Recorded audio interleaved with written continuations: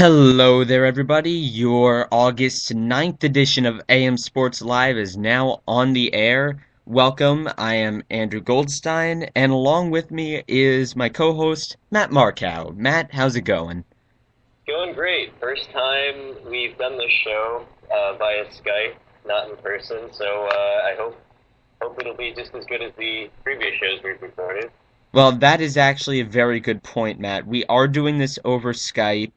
I don't have a ton of experience making Skype sound good on my computer, and plus we're doing a little bit of cleaning at the house today, so you might hear vacuums in the background. I hope you don't. Or you might hear some not bad audio quality, but less than what it would be if we did the show in person. So forgive that, and if you have any suggestions on how to make it better, if it is bad, please by all means tell us. Yes. Also, we should throw out our email and Twitter. We forgot to plug that last time. Right, right. Our Twitter, we are at AM Sports Live 1. Please follow us there. You can email us any questions on amsportslive@gmail.com. If you're listening to us live, you can use the comment button to chat us questions and we will see them.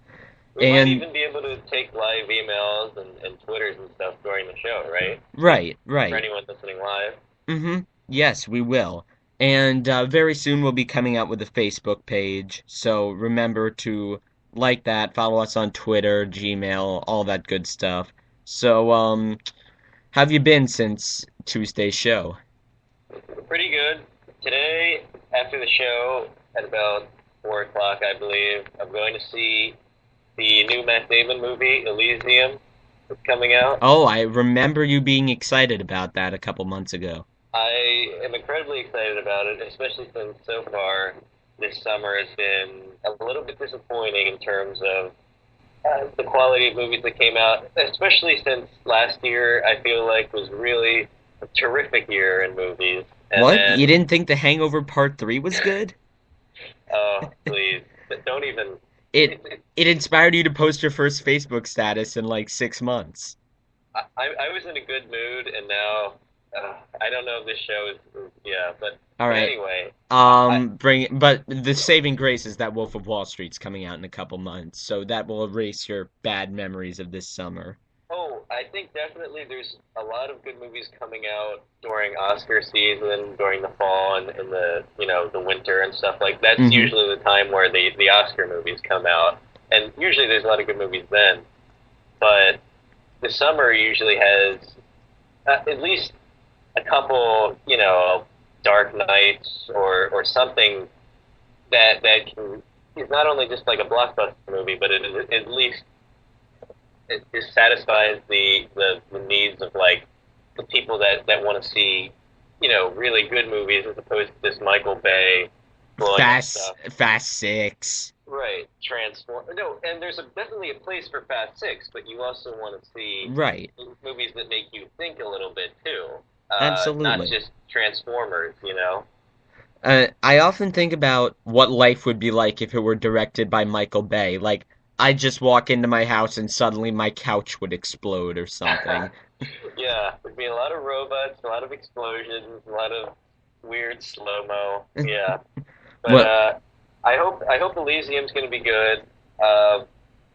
I've been looking at the reviews on Rotten Tomatoes. It's sitting around like a 70, 72, which is really good, but maybe a little bit lower than I expected. But I'll see for myself when I go later today. well, I know that in the fall, that new movie, The Butler, is coming out, the one that's starring Oprah Winfrey, and just judging from the Butler's trailers and promos, it already has the Oscar wrapped up. Well, I Not mean, a usually chance for anyone this else. this is a period piece, right? Right. I mean, let's go down the checklist of Oscar bait right here. Period piece. Mm-hmm. Probably has a message about civil rights in there somewhere, right? Yes. I mean, Oprah's in it. Come on now. I mean, Mm-hmm. it's got all the things that the Academy looks And for. the Academy has a history of snubbing Martin Scorsese for things, so it Oh will yeah, absolutely do it. Like, no matter how good Wolf of Wall Street is, it's not winning if The Butler is like anywhere approaching decent. Yeah. Well, yeah. I think it'll actually be a good movie. It's just that who Oh, I knows do if too. it just seems like really blatant Oscar pandering. You know what I mean? I, Yeah. I don't know, but I mean, if, a good movie is a good movie, and but if Wolf of Wall Street really deserves to win, there's a part of me that's like, really, why do you care about the Oscars so much? But at the same time, it's essentially the Super Bowl of movies, Right, right? right.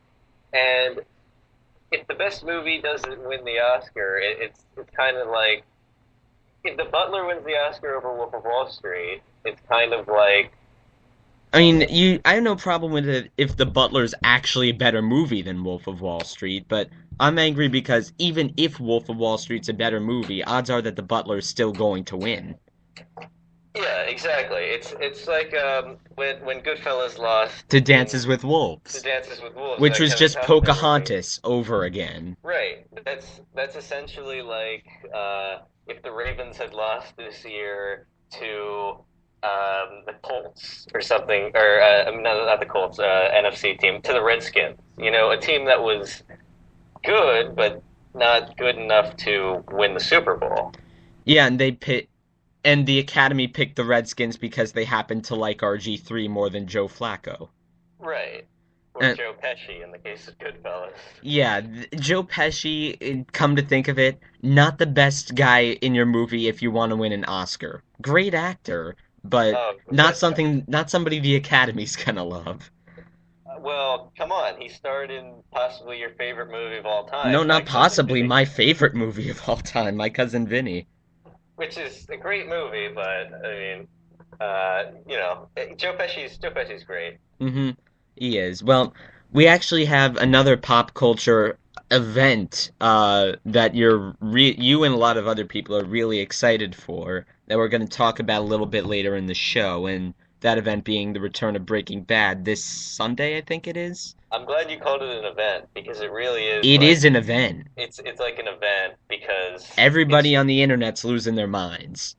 it's the show that it's not like the Big Bang Theory gets like 20 million or 10 million viewers a week or something. Mm-hmm.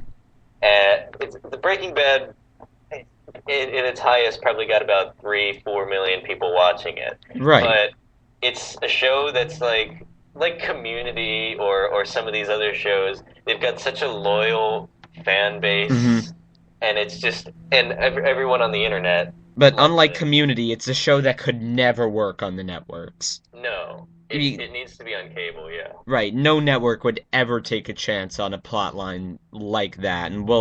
And just before we get into discussing both Breaking Bad and some of the other topics that we're going to discuss first, I do have to warn the listening audience that there are probably going to be spoilers, either intentionally or unintentionally.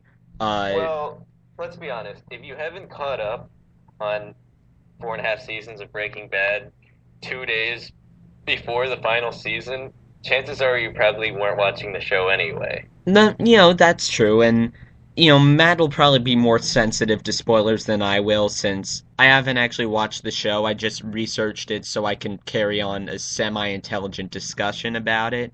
But I just as a courtesy, I'll put spoiler alerts from this time to this time in the video description. If it's like you with The Wire, where you were planning on binge watching it once it was done or something.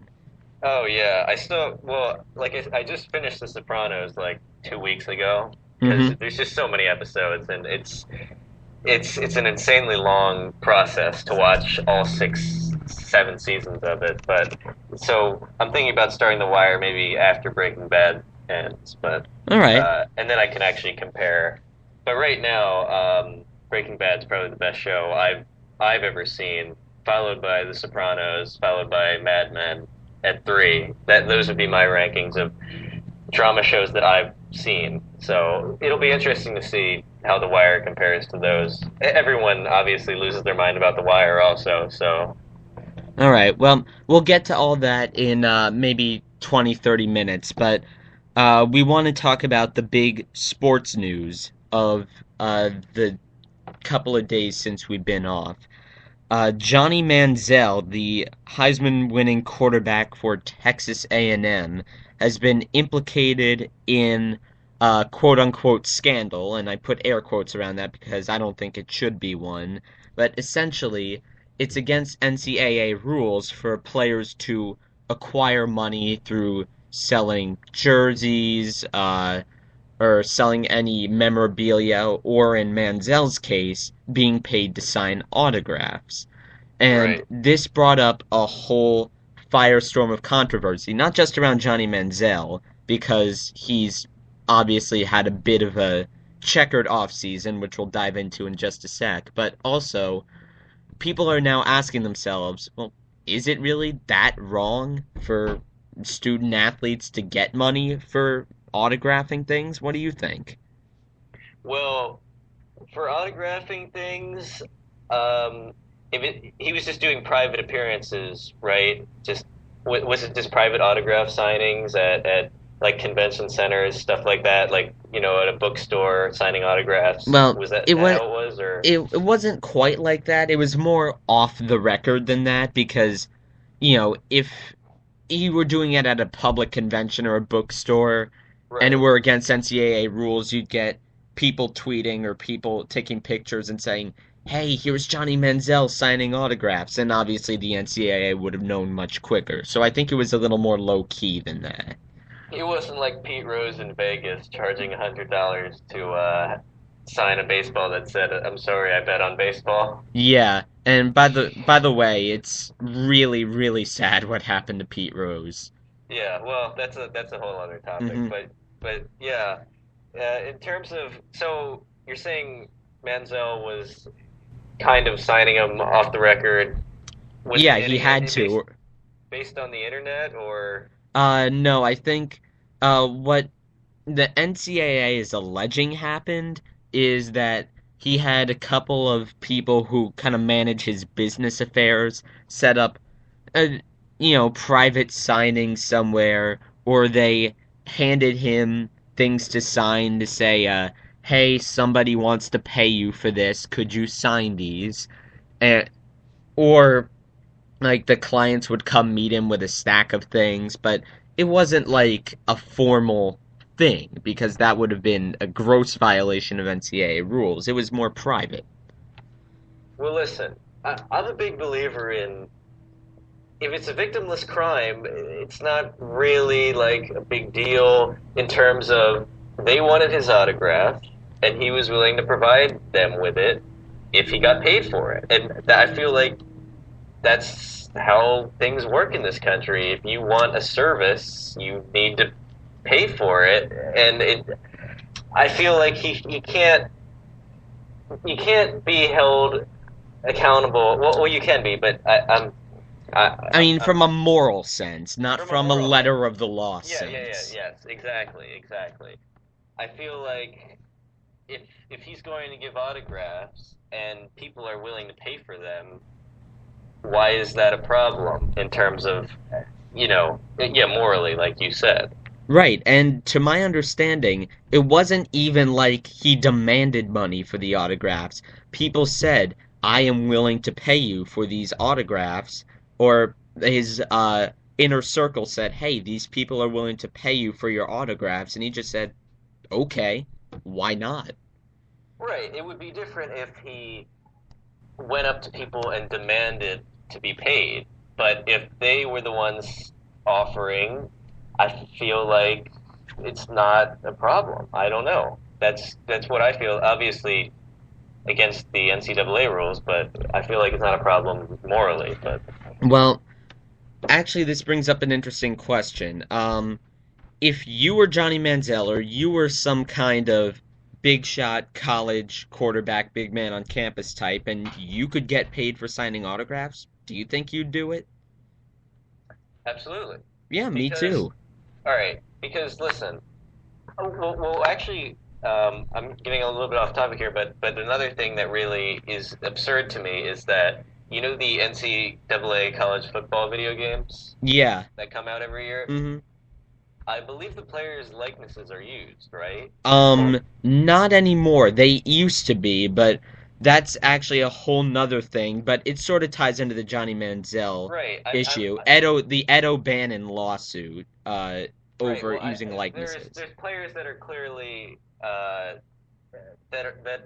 it's clear that they're Johnny, like quarterback of Texas A&M is clearly Johnny Manziel in terms of like skills and stuff, Yeah, they and don't like say the name Johnny Manziel, but it's clear it's him. it's clear it's him, and maybe the character even has some sort of a likeness to Johnny Manziel, right? Right. And for you not to get paid to be in a video game that sells millions of copies, $60 a pop, that's another thing that's absurd, and that's pretty much sanctioned by the NCAA, right? Right. It's almost like you're exploiting. Well, not almost. It is like you're exploiting the name and likeness of a player for profit. Right. And a lot of people will say, hey, these players are already getting paid, they're on scholarship, and that is true, but the scholarship they get is in exchange for playing football. So Right. and it has been determined for decades now, or however long scholarships have been handed out, that that is a fair one-for-one exchange. You work hard and you help us make ticket revenue that we keep for ourselves, and you get a free education. Likenesses in video games, autographs, these aren't, these are separate from football. They're offering another service that people want, whether it be Electronic Arts for the likeness, people for autographs, or whatever. If people want other services from them, they should be able to be paid for it. Right. Exactly. If they're separate, then have separate rules for each area, right? Exactly. I mean, Johnny Manziel. There, I mean, he's obviously going to make a lot of money when he goes to the NFL, signs his rookie contract, whatever. He's going to make his money there, but does that mean he shouldn't be compensated for what he does in college? I don't know. Well, I feel like a lot of people are making money off of Johnny Manziel, and the NCAA is saying it's wrong for Johnny Manziel to be making money off of Johnny Manziel, but they're not looking at his inner circle and saying that's wrong. They're not looking at the university and saying it's wrong for Texas A&M to be making off money off of Johnny Manziel. And you know what? I don't think it's wrong for anybody to be making money off of him. I feel like that's capitalism. Right. And in terms of viewership and fans and stuff, and especially network revenue and TV revenue and stuff, people tune in to the games, Texas A&M and stuff like that. He helps them win games, and the more successful they are, the more times they're going to be on TV, featured nationally. Nationally, more people are going to tune into their games. More people are going to buy their merchandise, and that's attributed partially to him, to his Exactly. success. So, I mean, you could argue that without Johnny Manziel, the NCAA would be making less money, or at least the university would be. Absolutely. And so, therefore, I feel like he should be compensated for it. I don't know. Well, actually, after this whole story broke, Jay Billis, analyst on ESPN, he primarily does basketball, but he sent out a series of tweets that really took the NCAA to task on this. What he did was he said, okay, go to ncaa.com and search Johnny Manziel, and this comes up. And he posted a picture of his jerseys for sale, and the profits would go to both the NCAA and Texas A&M. Said, okay, now search Jadeveon Clowney, and this comes up. Again, rows of his memorabilia for sale, none of it going to him. And after 6 or 7 tweets like this, somebody pointed out that the NCAA shop.com, which features all of these things, suspended their search feature. And 2 days later, the president of the NCAA, Mark Emmert, said that they would get out of the jersey selling business, saying that it wasn't in the best interest of either them or their students. And by the way, they said that it Mark Emmert said, quote, "I understand how it could look hypocritical to some people. God forbid he ever say, we were wrong, we were the hypocrites, Jay Billis was right, we're ending this now." Right. And I'll believe them getting out of the jersey selling business when I see it. I Yeah, highly doubt something as profitable as that. And even if they do, uh, there's still going to be jerseys made. right. Whether if it's not by the NCAA, some other company will start making jerseys and be profiting off of it. So Yeah, it may not be next season, may not be 2 years from now, but any industry where there's millions of dollars to be made, people aren't going to just let it sit. yes, the NCAA is like playing Monopoly with someone that owns every single property. That is actually a really good analogy. Right. You land on Park Place, money goes to the NCAA. You land on Baltic what's it? Avenue or whatever. Sure. I haven't played Monopoly in a while, Oh, me so neither, actually. And I actually never played a game of Monopoly the right way. I stopped playing at like 9 or 10. But that, yeah, that is actually a really good analogy. The NCAA, it's worth hundreds of millions of dollars, if not over $1 billion. I think the last figure was somewhere around 850, 870 million. They are collecting money through all of these different revenue streams, and none of it's going to the student athlete when I feel like it should be. and also another thing, uh all right. So the rules are you can't accept money, you can't profit if you're a student athlete, whatever. Hmm. Uh and then we go back to the Reggie Bush stuff, a Yes. couple years ago. They found out he was taking money to be recruited to USC, right? I Right. believe was the story. He was taking money. His parents got some kind of improper housing benefits, something like that. Right.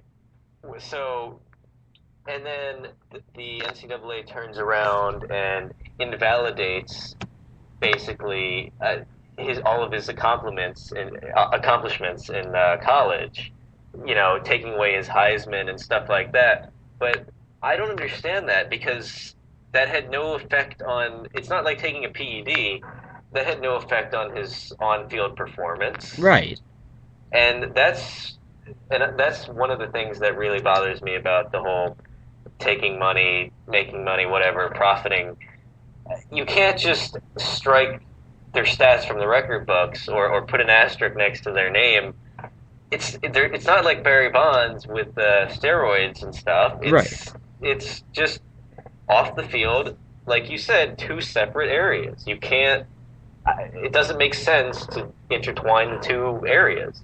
Absolutely. And I feel like the voiding of wins and the taking away of Heisman trophies, it's such an ineffective punishment anyways. Am I going to go back to 2004 and think, Reggie Bush won the Heisman, but it was invalidated who came in second that year? Or that I 2005 Texas USC game in the championship, one of the best college football games of all time. Well, that was great, but I never guess it happened. didn't really count because Never happened. Reggie Never Bush counted. took some improper benefits. No, No. you can't change the course of history. And even though it might be officially invalidated, nobody else is going to think that way. And as for the Heisman, it honors on the field performance and nothing else. You're not raising him up as a pillar of the community. You're not saying this is a guy who is a model for how you should live your life. It is a trophy that says you were the best football player in the country. That is it. I'd love for the NCAA to teach history next year for us. You could go back and be like, oh, actually, the South won the Civil War. Genghis Khan was a pretty bad dude, so all that territory he conquered never really counted, you see. Yeah, the Americans, they threw that tea into the Boston Harbor, so that was Yeah, that was a enough. little unruly. We're gonna have to investigate that. Yeah, actually, I feel the Revolutionary War never happened. Yeah, well, I just really hate the NCAA. I think it's been just a defunct organization for years. Now there have actually been some threats from teams and conferences to for leaving the NCAA. They're none of them credible yet, but I feel like the discussion is starting to be had among the various power brokers in the NCAA. But these aren't good times for the National Collegiate Athletic Association, and as they shouldn't be. I I'm just really disgusted with them. They tried to have it both ways.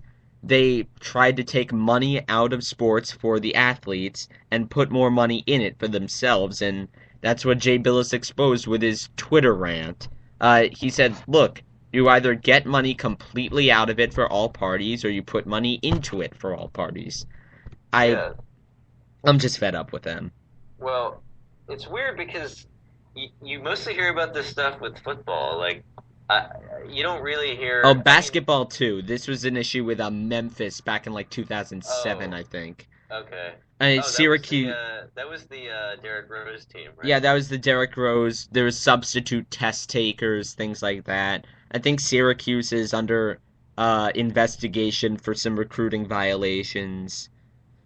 Oh, So okay. Well, but football it's not. has I don't feel like it's as widespread as it is in football. If it's as widespread, it's certainly not as headline grabbing. Maybe it will be someday.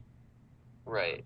Well, yeah. Hopefully things will change, and hopefully the media coverage of it will kind of facilitate the change that needs to happen. But who knows? Right. Well, before we get off the NCAA, I just want to spend a quick second touching upon Johnny Manziel because it becomes easy to forget at the center of all this controversy that he is the quarterback of Texas A&M and there are still games left to play and NFL scouts left to impress.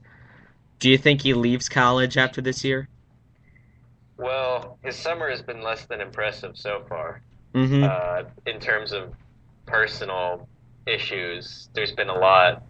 Peyton Manning's passing camp, and Right. just substance abuse kind of allegations. But uh, I mean, is it just a question of maturity at this point? I don't I don't know. Well, I think he, a lot of NFL scouts have expressed concerns about his playing style. Like, you know how even if a quarterback wins the Heisman, there are just certain QBs whose skills are cut out to play in the NFL, and there are certain ones where college might be better for them. you can just say Tebow. We know who you're talking about. Yep, Tebow, you know, who's Well, his we all thought name? Cam Pat Newton. White. Let, we all thought Cam Newton was going to be kind of a Yeah, bust in the I thought NFL, Cam Newton was going to be a bust. I really did. but I mean, and he really hasn't completely changed his style. He's still kind of an option running Right. mobile quarterback, right? Absolutely, but I think the concern with Johnny Manziel is that he's his decision making really isn't fantastic. His everybody go long and I'll just chuck it out there style kind of works better in college than they think it would in the NFL. But I I really don't know. I'm cautiously optimistic for Johnny Manziel's NFL future, but a By the lot of way, that's Matt Stafford's style right now, right. except he throws sidearm. So Well, yeah, you do bring up a good point. The NFL is gradually becoming more accepting of different types of quarterbacks as the offenses continue to open up and spread the field. But a few NFL scouts are pretty much split on Johnny Manziel when it comes to his playing ability. So we'll definitely have to see how he performs at Texas A&M this year. And yeah, and also, well, you mentioned the just go long stuff. Uh, being a deep, being able to throw deep is kind of a skill that you either have or you don't. yeah, and he And has it. yeah, and so you can work on accuracy and short passing, but if you don't have the arm for it, you're not going to be able to throw deep. So Well, I think it's good that he has a skill, even if that's the only really totally fleshed out skill that he has. he can still work on the other stuff. You know, like he Right. can build on this. Right, he's very raw. I feel like that's the best way to describe him. He's got great instincts, throws deep, he has that it factor that scouts just kind of recognize when they see it, but he doesn't have some of the other measurables they might like, but like you said, that could definitely be worked on. One more thought before we get off this and onto something else. I was Paul Jolovitz when we were at sports broadcasting camps came in to talk to us, and he brought up the Johnny Manziel thing. You mentioned him oversleeping at the Manning Passing Academy, and he brought up a very valid point, which is his roommate was Alabama quarterback A.J. McCarron. How do you Right. oversleep with a roommate? Like Jolovitz said, you would have to be dead, right? Like your roommate could just kind of hit you upside the head or something until you woke up. Well, if you were my roommate, or if you were Johnny Manziel's roommate, there'd be no way he could possibly oversleep. Right, because I just get up at the crack of dawn. Right, right. And that's the thing. I don't do that during the summer, but during the school year, like sometimes I will spend the majority of my night doing homework or writing or just doing something other than what I want to do. So I'll wake up in the morning and I'll like do some writing, I'll play some video games if I've got nothing to do. I just like having an hour to myself. right, exactly. But And still, well, both you and Johnny Manziel would murder me if I were your roommate. oh, yeah. But also, yeah, we'd have to call Joe Pesci in, and he'd have to, you know. But Yeah, anyway, yeah, it's the same thing with like they said he was dehydrated or no, whatever. Right. no, I don't believe that for a second. This is like what, 21-year-old, super fit, physically kid, and somehow he's dehydrated. Well, Like, no, also, if no. dehydration isn't something that you necessarily go home for. Here's the cure for dehydration. And if you feel the symptoms of dehydration, just one simple tip. Go over to the sideline and have a drink of water. Maybe that will do something. Actually, funny enough, if if you were his roommate, not Yeah, only would he that's never another thing. I'm he, the yeah, ideal Johnny Manziel roommate. He wouldn't be able to oversleep, and I always carry like at least 5 bottles of water on me. that's right, that's So, right. By Johnny the way, you should Manziel, listen. bring me with you to the Manning Passing Academy next year. The door is open. By the way, do you know those backpacks that are just like big sacks of water? They're called like Camel Pack or something. Yeah, like the hydration packs for people who can't get off their bike for 2 seconds and take a swig of water. Yeah. Why don't you just, I mean, just turn your backpack into that, honestly. Like, just do that. I Uh, mean, I it's just, might. I mean, it just makes sense at this point. It's just like good science at this point. Yeah. But yeah, Well, a lot of interesting stuff with Johnny Manziel. We're certainly going to be following up on that throughout the year. But we have one more topic to get to before the main event and the one that Markow has been prepping himself for, the Breaking Bad discussion. Uh, sure. that event, anticlimactically, is golf. So, Well, right, here, going from the most exciting thing ever to the least exciting thing the, ever. here's the thing. PGA Championship is this week. Here's my thing about golf. Takes a lot of skill to play. It's a sport.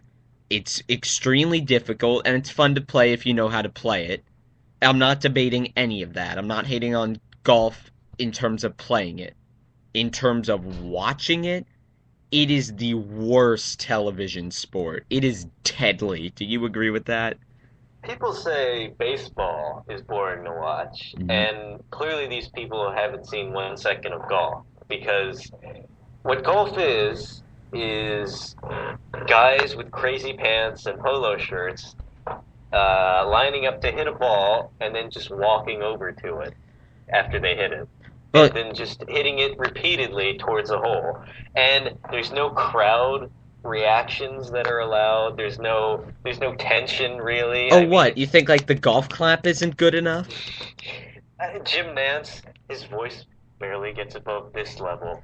He's got to go really quiet. He's got to make sure he's got to pretend everything is like a sacred it's ridiculous. You know what I That mean? actually the reason why you mentioned with Jim Nance, that's why I think Joe Buck should be a golf announcer. Oh well, yeah, with Joe Buck, but he would get way too easily offended if someone dropped their ball in the wrong spot or something. That is a disgusting act. It's a disgrace to the game. He's not wearing a matching shirt and pants. Disgraceful. Yeah, Unbelievable. But yeah. like, here's the thing. I can actually watch golf if it's like the last hole of the British Open or something. If I can just distill it down to the 3 minutes that I need to see, like to determine who won, yeah, I can watch it then. The other 8 or 9 hours of TV coverage or more over 4 days, I can leave all of that. No, obviously, and also golf has no real personalities either. Like in basketball, there's a lot of meta world pieces and just people that that have personalities. You know what I mean? Hmm. Like that just make the game more fun and interesting to watch. Like Kobe has a personality, Right. right? And just these are stars. In golf, you can say, okay, Tiger Woods, but he's not. Tiger doesn't have much of a He personality. gives a fist pump here and there. I mean, He throws that his clubs every yeah. once in a while. I mean, what they really need is somebody Happy Gilmore-esque to just take the sport Just by to shake storm. things up, right? It's too stuffy. Unfortunately, it's just too. It just will never connect with like a common audience. I feel like. Yeah, like the 18 to 34 hanging out in the bar on happy hour demo that football really excels at grabbing and shows like PTI and around the horn rope in. Golf just doesn't succeed in grabbing those people. Yeah, it's for retirees in Florida who have a nice 401k put away for themselves. You know. Well, here's the thing. I'm going to defend golf as a sport to play. Like I said, it does take a lot of skill. I tried it. I'm horrible at it. And even now and again, I still like going out to the driving range and hitting a few golf balls. It's fine if you're playing it and you're good at it, then it's fun. I'm not going to debate that. But to Right. watch, it is just absolutely horrible. It like I said, lack of personalities and just the fact that it's just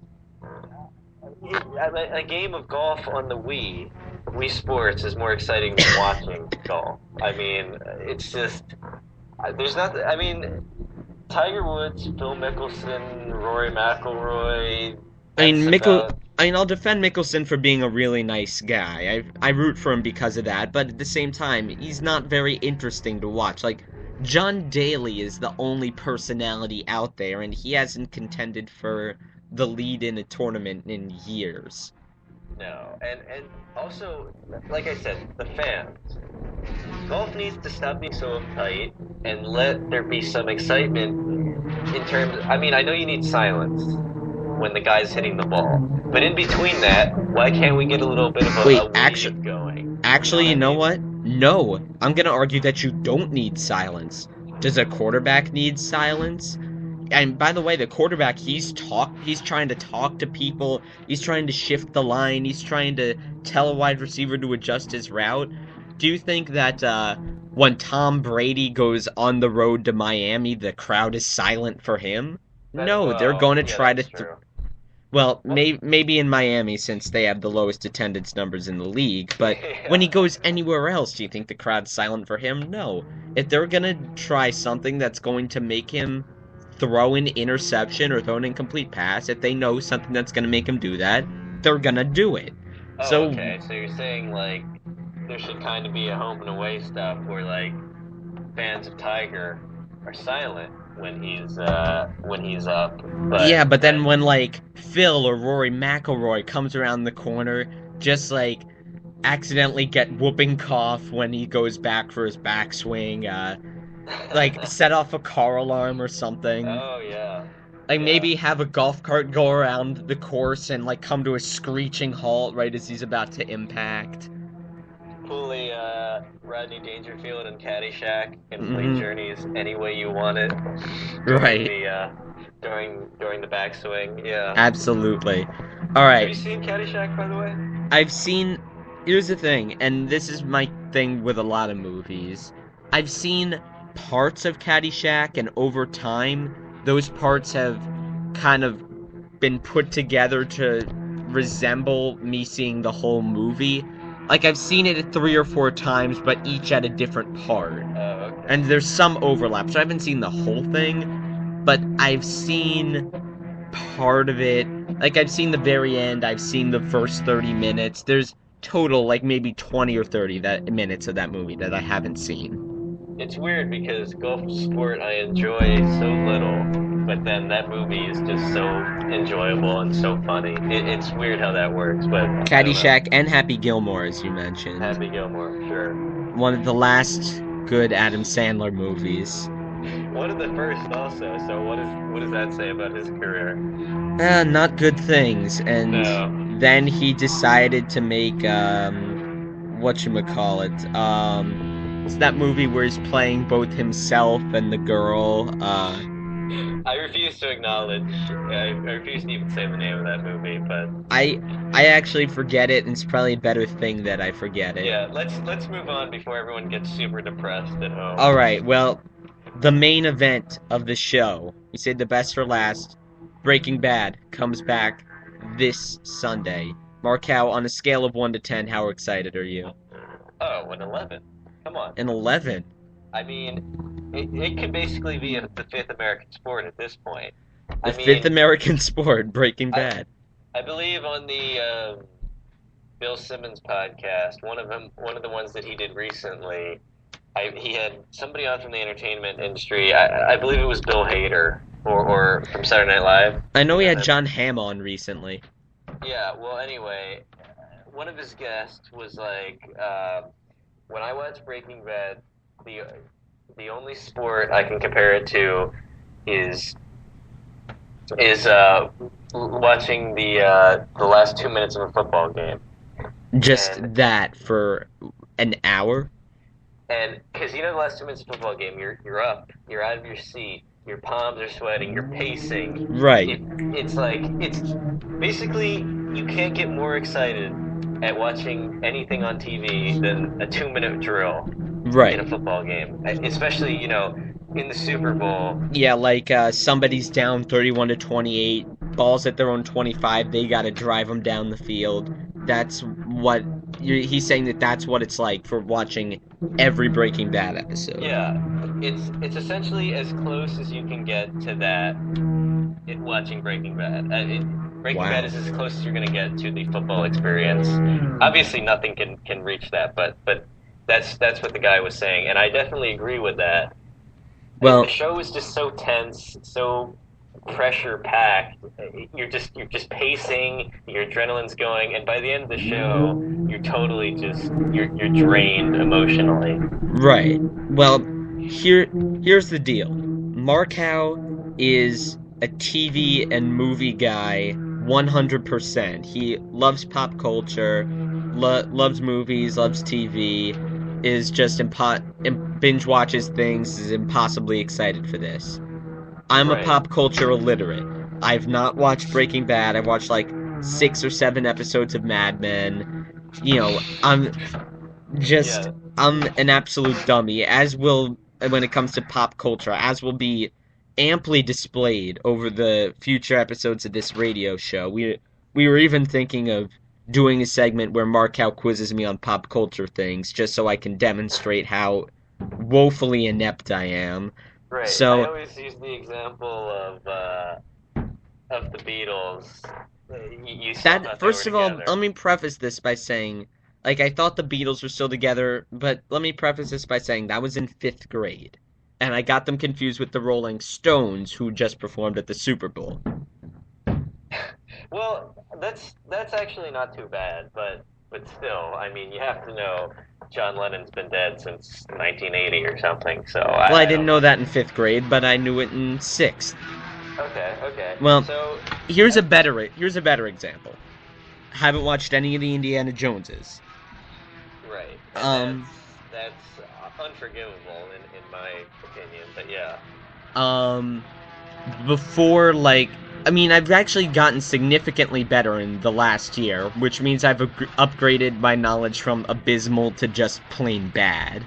right. Um, Soon you'll be up like, to average. If you continue on this pace, you'll be up to average. like But before this year, I couldn't name who directed Transformers. I couldn't name three things that Scorsese or Tarantino directed. the thing that bothered me is that it's not like you wouldn't watch things. It's that you would watch things that no one knew. Like you would watch some Johnny Depp movie that no one's ever heard Oh, of. what, like this? I think it's called like The Secret Window or something. First of all, I only saw that once and I hated it. So, Well, so did everyone else. But what I'm saying is, instead of watching Pirates of the Caribbean, you'd be watching The Secret Window. And instead of, I don't know, instead of cartoons at 5 years old, I was watching the Game Show Network. right. Instead of watching SpongeBob, you were watching Hollywood Squares or something. You know what I mean? Hey, Richard Dawson was the coolest man on earth for me at 5 years old, so I had the right role models. Right, but that was the thing that was bothering me. It's not that you were totally just living under a rock. It's that you just chose to watch different things, Mm-hmm. which was maddening to me. But anyway, yeah, Well, Breaking Bad comes break back this Breaking Bad. Sunday. Oh, I was just gonna say, just for our listeners out there, a couple warnings. One, I might get facts wrong about Breaking Bad. Keep in mind that I just did research on it so I could carry on something of an intelligent conversation. Two, Mark knows way more about this than I do. And three, like we said at the top of the show, there might be unintentional or intentional spoilers ahead. So if you were planning on binge watching until the end of like after the show was over or something, just stop listening right now. We'll only be a little bit offended and then come back once you've finished all 5 or 6 seasons. But like I said, if you're not caught up with 2 days to go until the show, you're probably not watching it anyway. I Well, mean, it's that's true. insane. It's insane to me that you wouldn't be caught up at this point. But anyway, All right. uh, So, so what it are comes your back this Sunday, and I don't know if you've noticed, but the hype has just been incredible. It's been mm-hmm. everywhere. It's been building all over the place. Grantland.com's doing a bunch of stuff for Breaking Bad. I've seen too many tweets about it. Just everybody's impossibly excited for this. So, give me your top three predictions for how this ends. Like top three things that happen. Well, the popular opinion is Walter White, the main character played by Bryan Cranston, is going to die at the end. That seems like a very Breaking Bad-ish way for it to end. That's the popular opinion, but I don't know about that. I feel like the final showdown will come between him and his DEA brother-in-law, Hank, and I feel like that's going to be kind of the final moment of the show. Those two facing off, and whatever happens there, I can't predict really, but I don't. I honestly don't think Walter's going to die. I think he's going to live, and but as a caveat to that, everything he cares about will be gone. Oh, that's actually a much better ending than just him dying. Right. So basically, over the course of the show, everything that he worked for is completely worthless. I feel like that's going to be the ending, but that's the prediction. One of the characters, Saul Goodman, might be getting a spin-off show. Saul's the crooked lawyer, right? He's the crooked lawyer. So, but they're debating on whether that's going to be a prequel or a sequel. But I feel like if he's getting a spin-off show, there's probably a good chance that he's going to be getting out of there alive, right? Well, if it's a prequel, then obviously they don't mind if he dies. Right. Yeah. So I sure hope not because he's one of my favorite characters. And just well, also another thing, not on these lines, but in terms of Breaking Bad, have you noticed that every time, like when Mad Men was premiering earlier this year, there Mm-hmm. was a lot of hype and a lot of like Mad Men is the greatest show ever. Mm-hmm. And then now Breaking Bad's coming out. There's a lot of hype, and now it's Breaking Bad is the greatest show ever. I feel like these things are just cyclical, and they're just based on what's coming out now. No, I think it's more like when the things come out, or like when the new shows come out, it's kind of like when new video games come out. Like, you know how when the latest Call of Duty trailer comes out, suddenly there's a flame war in the YouTube comments about how that's the greatest game ever made. Then when the Yeah. next Battlefield comes out, there's a flame war in the comments about how that's the greatest one. I don't think it's so much cyclical as the fans of whatever show or game or whatever's premiering, they just come out of the woodwork when it premieres. Yeah, that's probably true. And I actually heard something interesting the other day. In today's society, it feels like everything has to be either the greatest thing ever or the worst thing ever. Absolutely. There's no middle ground. Mm-hmm. It's always this, and there's a lot more hate too. Mm-hmm. There's a lot more. This sucks. This is the worst show ever. Well, the I internet can't. is a platform to voice your opinions. That's even what we're doing now. And there have been a lot of studies done that show that people on the internet who post on the internet are like by a margin of something ridiculous, like 20 to 1 or 30 to 1, are discontent rather than content. So, yeah, there is a lot more hate.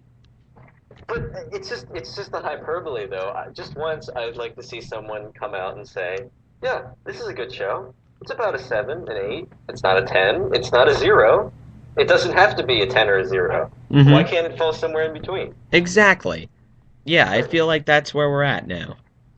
Like your show that you watch that you like, The Newsroom. Yeah, and by the way, we're doing the Breaking Bad breakdown in part because Matt was kind enough to humor me while I explained the newsroom a couple weeks ago.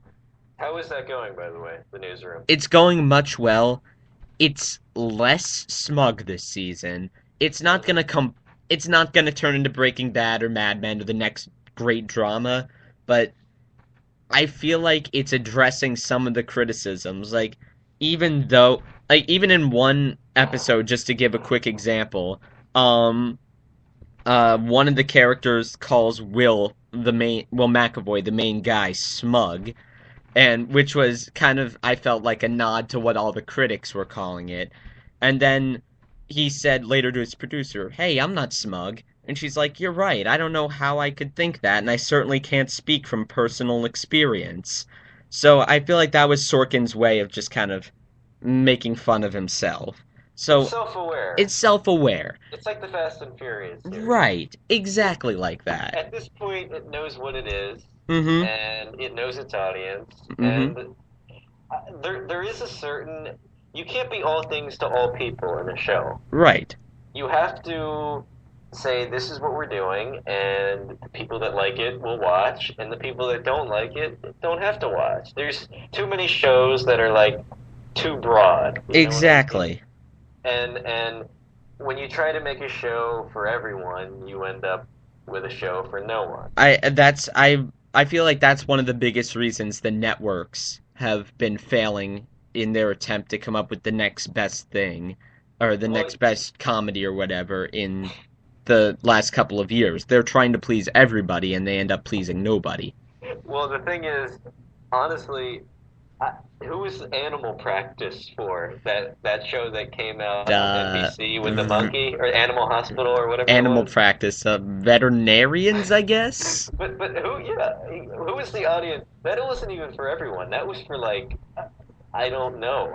Who was that for? I don't know, but also Do No Harm, which might have been an elaborate attempt to create the worst possible show ever conceived by anybody. I think there was a bet going on, which is like,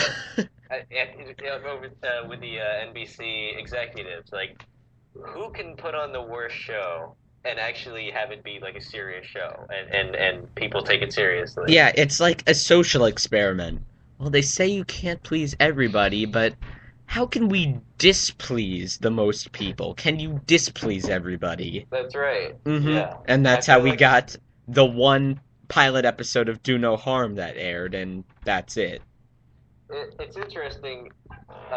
Do you think anybody's going to be watching network shows the way it's going right now, 5 years from now, or 10 years from now, 15 years from now? I mean, watching them and having them be like consistently ranked is in terms of quality incredibly high because it seems like now shows on cable are really becoming the shows that are the most respected critically, right? Right. And maybe that's eventually going to translate into ratings also. Like, do you think the networks are starting to get less and less important and significant? Well, I feel like it's more that everybody at the network wants to do things their own way and kind of have it appeal to audiences that it's appealed to in the past. And I just feel like they're slow to adapt in a way that cable hasn't been.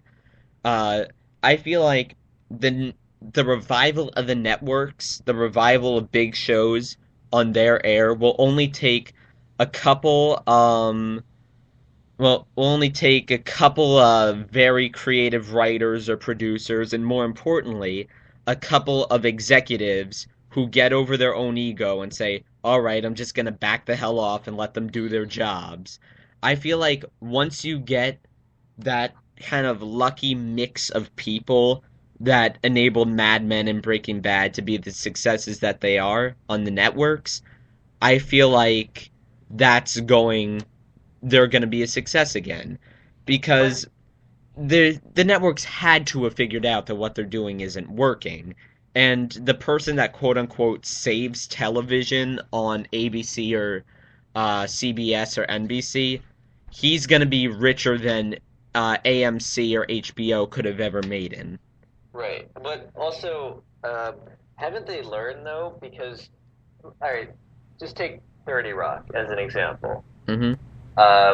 NBC, and I'm not really a fan of 30 Rock, but Me I neither. acknowledge it's a smart show, it's a well written show, and it's obviously very successful. Mm-hmm. And that was mostly because they just kind of backed off and they let Tina Fey just kind of control things, do things her way. Mm-hmm. Why haven't they looked at that and said, okay, let's get super talented, creative people, give them a show, and let them kind of do their own thing, and it'll be either a success or it'll be a failure, but at least it'll be done their way. You know what I mean? Exactly. Why not take people that have had success in the past and let them do their thing? Because what happens right now is you get network executives and directors that insist that they know how to be funny better than the comedians do. That they insist they know how to write a compelling story better than experienced writers do. So you Right. get ego running the show instead of talent. Yeah, it doesn't make any sense. Hopefully, they're like the NCAA almost in terms of Right. bringing it full circle. It's like the NCAA of TV almost. But yeah, All right. So when you hear the plotline for Breaking Bad, guy having terminal cancer, cooking meth to support his family, and then you see all the violence and all the deaths and in general all the sadness that goes on. It doesn't sound like a very fun or entertaining watch. Why is it so entertaining? Is it in spite of the plot line? Is it like do they contort the plot line to make it compelling somehow? well, it's weird because the show really kind of changed in tone. Um, the first season, maybe even the first two seasons, you could say, kind of were like a dark comedy almost a little Mm-hmm. bit. There were comedic elements to the show, but Right. then season three on, it just got really dark, really just dramatic, and just barely any comedy at all. And the little bit of comic relief that we did get was just such a relief. It just.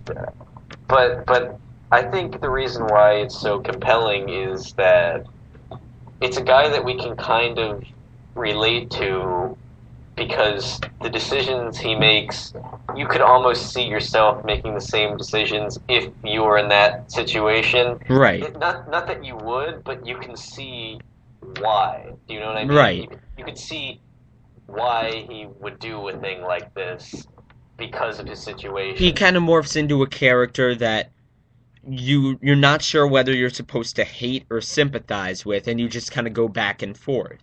And And that's also, oh, oh, go sorry. ahead. Go ahead. No, you could go. Sorry. Oh, well, also, the thing is, which is weird, by the end of this past season that just aired, a lot of the audience really isn't rooting for him to succeed anymore. They're rooting for him to get his comeuppance almost. They're rooting for him. The reason why they're watching it now is to see his demise.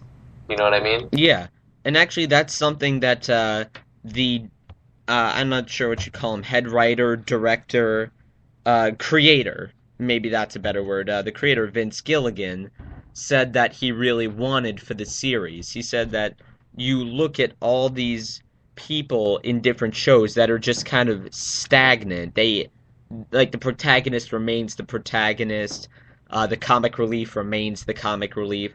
He just kind of wanted to have a show where everything changed. Do you think he succeeded in that? Absolutely. And you look at again other shows like you brought up. I mean, it's just most shows on TV are made to kind of stay the same because they want the shows to go for 10, 11 seasons, right? Right. Like Seinfeld, as good a show as that was, Jerry was the same the whole series. You're not going to see any changes there. Mm-hmm. Like even The Sopranos, Tony is in the same position as he is in the end of the series as he is in the beginning. He's Right. he's but the, what makes Breaking Bad unique is a guy that in the beginning was a teacher, just a good guy, Mm-hmm. and then by the end of the show, he's kind of a horrible monster. So Right. it's a very unique concept. Well, I've actually heard from some people who follow Breaking Bad, and maybe you could kind of set the record straight on this for me, but the the plotline to begin the series is that Walter White is making meth to support his family after he dies from his advanced lung cancer, I think it Yes, lung was. cancer. Eventually, I think in some point in season 2 or season 3, that plotline just is either significantly de-emphasized or completely goes away, like just not mentioned anymore. So why isn't that a gaping plot hole? Well, it's not a gaping plot hole because it is acknowledged. It's he goes in and he is cured He's cured? in terms of not cured, but his cancer goes into remission. Really? So yeah, so it's just it's not it is kind of a cop out when you look at it. Well, It's not really mentioned. I guess maybe they envisioned a shorter show. So like maybe they thought in the beginning, okay, maybe this will last a couple seasons, and if the plug gets pulled early, we could just kind of kill him off in the last episode. But maybe when they realized, oh, this is getting real success, we want to continue this, maybe that's what they had to do. Yeah, well, also a lot of the things they did in the third and fourth season. in fifth season, you couldn't do if you were worried about him dying of cancer because there were other things like you were worried about him getting killed by a drug lord more than by cancer. You know what I mean? Right. Because on a TV show, you can't really you have to have some sort of tangible danger, and unfortunately, cancer really isn't someone that you can face off against. You know? Exactly. It doesn't necessarily make for a compelling 4 or 5 season drama. Like you want to see Yeah. Walter White in a gunfight with people who are trying to shoot him, not him slowly dying from advanced lung cancer. It just makes for Right. better TV drama. Well, I'm excited. I hope you'll at least follow it a little bit I'll follow when it it and comes on, I'll or follow it at least enough because at the very least we need to talk about it when it ends.